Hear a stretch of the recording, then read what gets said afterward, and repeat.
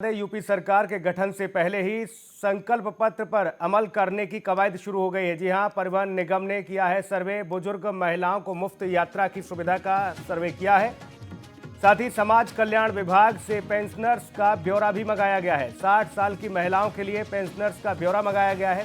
साधारण बसों और वोल्वो बसों में भी मुफ्त की सुविधा मिलेगी और सफर में अन्य सुविधाएं भी दी जाएंगी। तो ये बड़ी खबर आपको बता रहे हैं। 60 साल की महिलाओं के लिए और पेंशनर्स का जो ब्यौरा है वो मंगाया गया है।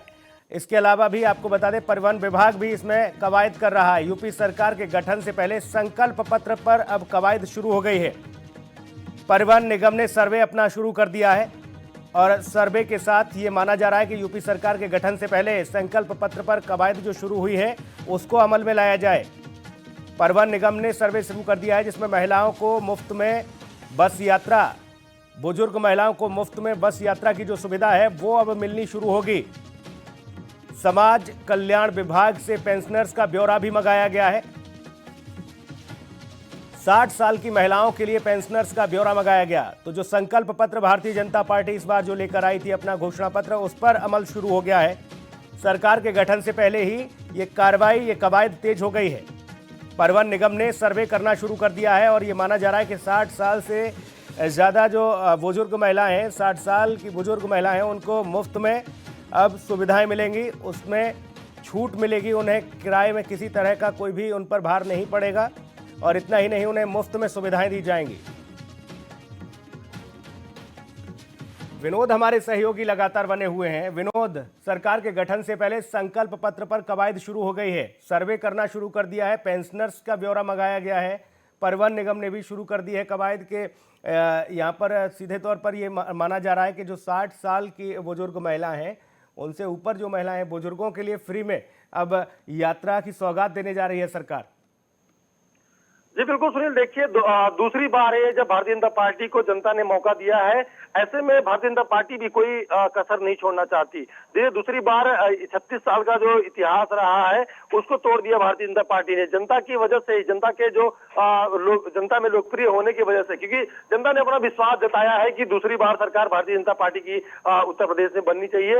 वजह यही है कि भारतीय जनता पार्टी के जो शीर्ष नेतृत्व है इसमें कोई कसर नहीं छोड़ना चाहता कि अभी से खाका तैयार करना शुरू कर दिया है कि देखिए हम जो वादे किए हैं, जो हमारा घोषणा पत्र है उस पर अमल किया जाए। क्योंकि पिछली बार के जो घोषणा पत्र था उससे भारतीय जनता पार्टी नहीं खड़ी हो पाई थी, जिसकी वजह से विपक्ष का जो सवाल थे उसका सामना कर रही थी भारतीय जनता पार्टी। ऐसे कई मुद्दों को लेकर कर अखिलेश यादव हो चाहे विपक्ष का कोई बड़ा नेता हो, इससे सवाल खड़ा कर रहा था कि भारतीय जनता पार्टी को अपना घोषणा पत्र देखना चाहिए, क्योंकि घोषणा पत्र से एक भी काम भारतीय जनता पार्टी ने किया नहीं। तो इसलिए अब सरकार दोबारा लौटी है भारतीय जनता पार्टी की। तो ऐसे में कोई कसर नहीं छोड़ना चाहती भारतीय जनता पार्टी की विपक्ष को। ऐसा कोई अगले चुनाव जब 2027 में होगा तो कोई सवाल खड़ा करने को मिले। इस वजह यही है कि अभी से सारी कवायदें शुरू हो चुकी हैं। देखिए 60 साल से जो ऊपर महिलाएं हैं उनको अब सॉर्ट आउट किया जा नोटिस किया जा रहा है। उनकी बाकायदा सूची मंगाई गई कि जो भी सुविधाएं उनके लिए जो योजनाएं बनाई गई हैं उनको दिया जाएगा। और खास करके देखिए अभी से एक जो योजना है उनके लिए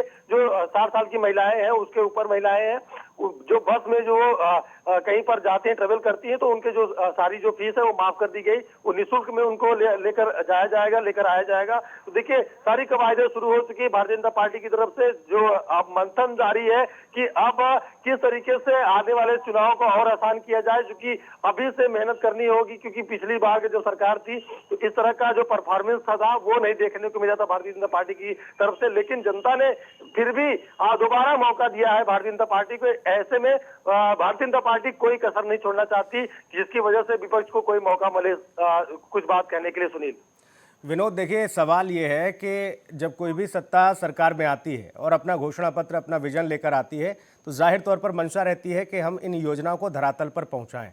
और उसमें जिस तरीके से काम होते हैं, उत्तर प्रदेश कोई छोटा सूबा नहीं, उत्तर प्रदेश देश का सबसे बड़ा सूबा, और यहाँ व्यवस्थाओं को मुकम्मल करना बहुत बड़ी चुनौती होती है सरकारों के लिए। ऐसे में विपक्ष आईना दिखाता ही है, लेकिन जब जनता जिस पर भरोसा जाहिर करती है, 19 में पूरी तरीके से भरोसा किया बीजेपी पर। 17 में सरकार बनी, 2 साल बाद चुनाव हुए, 19 में भी मिला मैंडेट और 22 में भी वही स्थिति रही। विपक्ष कितने भी चीजें उठाता रहे मुद्दे, लेकिन सरकार जो कहती रही कि देखिए हमने जो घोषणा पत्र में वादे किए थे उन वादों को पूरा किया है, हमें उम्मीद है कि हमारे विकास कार्यों पर जनता हमें वोट करेगी, और कुछ ऐसा ही देखने को मिला। लेकिन अब सरकार के गठन से पहले ये जो कवायद है ये साफ तौर पर बताती है कि जिस तरीके से बल पड़े थे चुनावी दरमियान भारतीय जनता पार्टी के दिग्गज नेताओं के चेहरे पर, उसमें अब आगे इस तरह की कोई लापरवाही ना हो, इसलिए पहले ही लॉबी तैयार कर ली गई है और संकल्प पत्र पर जो अंकित किए गए हैं वादे उनको अभी से धरातल पर लाना शुरू कर दिया जाए, उसमें कवायद शुरू कर दी जाए,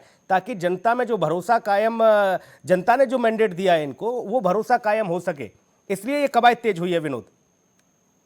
जी बिल्कुल सुनील, देखिए वजह साफ है, क्योंकि जिस तरीके का जनाधार और जिस तरह का विश्वास जनता ने अपना भारतीय जनता पार्टी के प्रति दिखाया है, वो कहीं ना कहीं भारतीय जनता पार्टी को सोचने के लिए मजबूर कर दिया है। क्योंकि हर बार किसी को दोबारा मौका नहीं मिलता। भारतीय जनता पार्टी बहुत ही अपने आप को खुशनसीब समझे कि उत्तर प्रदेश की जनता ने उसको दोबारा मौका दिया है। तो ऐसे में भारतीय जनता पार्टी का जो नेतृत्व है, बड़े नेता है जो कहीं ना कहीं बिल्कुल विनोद, और जाहिर तौर पर देखिए मतदाता जागरूक है और काम करना होगा, विकास करना होगा आपको। आपने जो वादा किया है मंच से उसको आपको अमल में लाना होगा, तभी आप आगे भी अपनी वैतरणी पार लगा पाएंगे। नहीं तो जनता फैसला करने में देर नहीं लगाती। 5 साल कोई बहुत बड़ा लंबा अरसा नहीं, कुंभ नहीं कि 12 साल बाद आएगा, 5 साल बाद फिर सरकारें आती हैं, इसलिए कसौटी पर खरा उतरना होगा।